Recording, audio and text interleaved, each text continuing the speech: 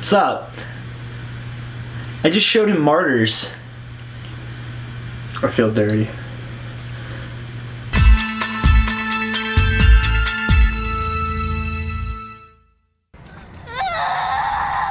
I feel broken down and dead inside. That's pretty much it, yeah.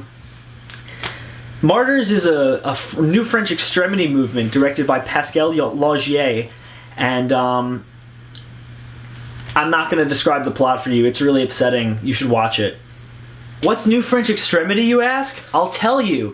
New French Extremity is a movement in French art and cinema where it focuses on the horrors of the body and real life and just death and really just everything horrible about the world, and it really just kind of makes you deal with the brutal realism of everything. And that's what New French Extremity is, and it's really, really upsetting. And New French Extremity films, Martyrs being a key example, are movies that do not shy away from sexuality, violence, and just really all around like nihilism, and it really shows the brutality of real life and just how upsetting things can really be. So Martyrs is a key example of New French Extremity, and I don't really know where to start. I've seen this movie, he hasn't, so I'm gonna let you say a few thoughts before we get into it. I don't even know where to start. That movie was so crazy and all over the place. Like, it just had you keep asking questions with each and every scene. Just why? Like, what the fuck is going on? Yeah, no, that's pretty much... But I think we should probably start with the basics. This is a really well-directed movie. Pascal Laugier does a great job with this. It's a gorgeous-looking movie. Doesn't make it any easier to watch, but it's a gorgeous-looking movie. I can't really even say, like, much about it. It's something that you really need to experience. I really don't even think that I can say much about it without getting too, like, spoilery.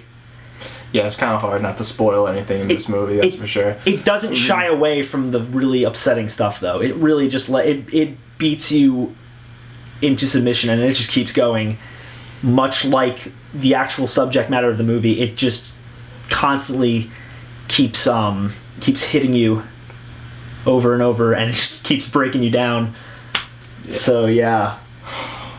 The acting, though. The acting's phenomenal in this movie. And to steal Mike's word, the acting is phenomenal in this movie. No, it's really, really genuinely great. And there's not a single weak performance in this film. I really do think that there's... But that's also part of New French Extremity, is that I've never seen one with really, truly bad, like, acting. It's just... Main character, Lucy, sure, she was great. Is Lucy the main character, or is Anna the main character? I guess you can say they both were. They both were, yeah. Yeah, I would say they're co-stars. Lucy was great, though. No, Lucy, I don't know the actress's name. I'm gonna put it somewhere, but she's really, she steals this fucking movie because she's excellent in every scene she's in, and it's heartbreaking. And it's really this. She made this movie a lot more upsetting than it was already. She's really broken, and that's what it comes down to, and I think that's... Man, I don't even fucking know. It's so brutal. You spend, like, the first maybe, like, I guess... 45 minutes in the movie, or just thinking that, like, something else is going on, because she's having... I guess it's not really that big of a spoiler. She's seeing visions, I'm not going to say of what, but you eventually just figure out that's just all in her head from everything she's going through. And that just adds to it even more. I started to think it was supernatural in like the first 10 minutes of the movie, and then you just realized... I was like, no, it's not. I wish it was. No, well, yeah, at least that would have been like easier to sit through and easier to stomach. No, this movie is, it really just makes you face some really harsh realities of life, and it's just, oh god, man, it's fucked up. Oh god, I don't even know what else to fucking say. It's the last half an hour is what breaks you. It really does. It does exactly what the character in the movie is going through. It just breaks you. It breaks your spirit. It's... But even then, it's so upsetting. The whole movie is so fucking upsetting. But even with all of that horrible shit you're sitting through, this movie's a goddamn masterpiece. It is. And that's not something I say often about horror movies. There's very few films I've called actual masterpieces. But this movie is an actual masterpiece. It's gorgeously directed. It's everything about it. I can honestly say I've never felt from any movie I've ever watched in my entire life. I've never felt this way.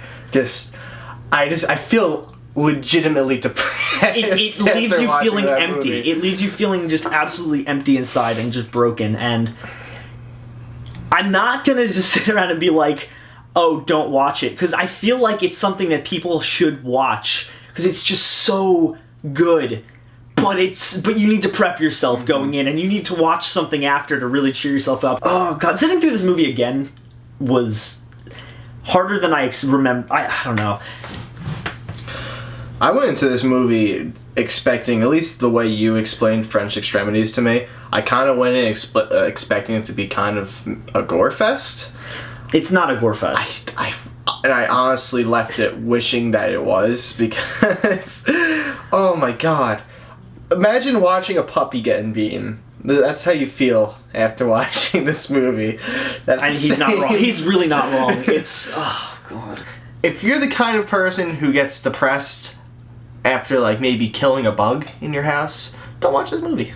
No, this is gonna leave you, like, it leaves you kind of with the whole, like, life is meaningless feel. It's rough, man. It's fucking rough. I really thought that this movie wouldn't affect me. No, like this is one of those times that it gets you, it hits you fucking hard, and it does not stop.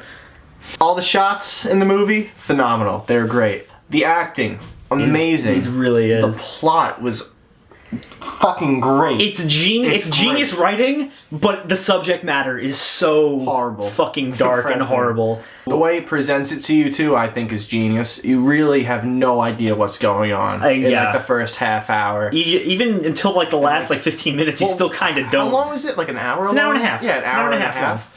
That last half hour, you're just like sitting there, like, what the fuck has happened? Yeah, like, it really the whole movie just kind of changes. It does, and then it just becomes in the best way, honestly, as fucked up as it is. Yeah, no, the way that whole last half hour is edited, where it's just torture, fade to black, torture, fade to black, torture, fade to black. It's just the monotony of it. Oh my god, and you really get dragged into it. You really get immersed. I was sitting right there, just thinking, please stop. Oh, here comes another scene.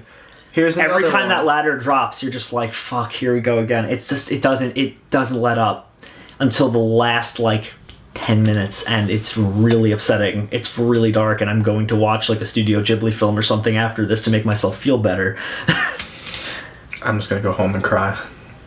I can't rave about this movie enough, despite how fucking upsetting it is. It's a fucking masterpiece, and it's an A+. It's an A+.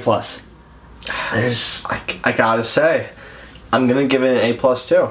It's such a well-made movie. It's such a creative story. It's so unique, and it's just, there's really nothing else like it. There's not anything else like it. Yeah. And I've 100%. Seen people who either don't get the fucking movie or are just looking for shit to hate on. I don't know what.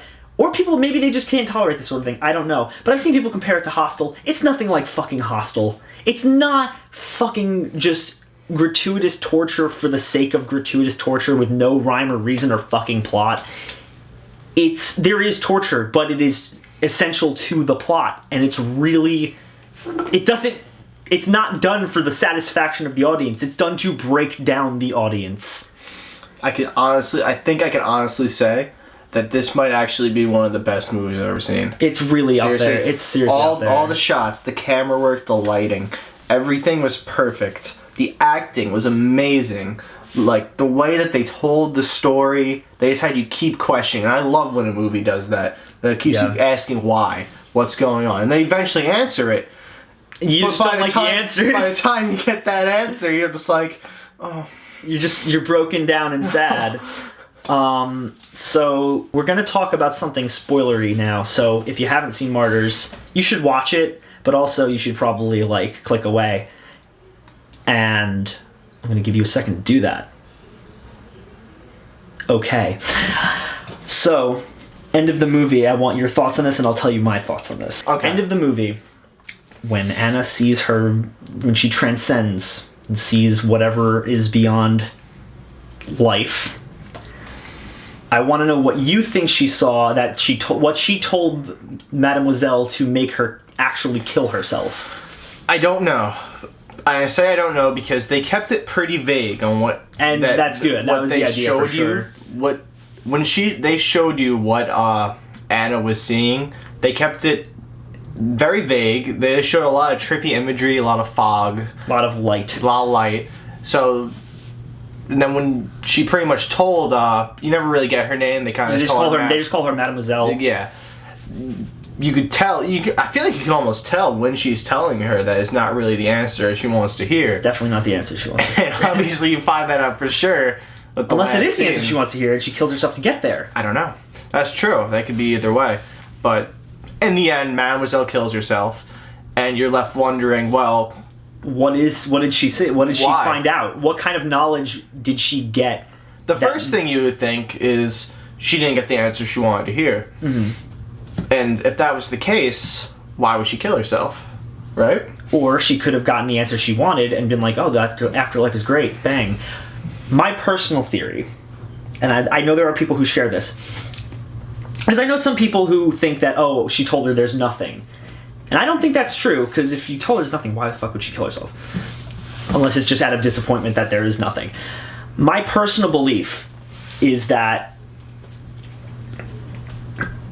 she told her there is an afterlife, but nothing you do in this life matters once you get, nothing you do in this life impacts it in any way, and nothing matters. Which is the whole tone of the movie is nihilistic to its core. So that to me makes the most sense for it. That would probably make where sense. If you find out your entire life's work has been to find out what the afterlife is like, only to find out that everything you do in your life doesn't make a fucking difference.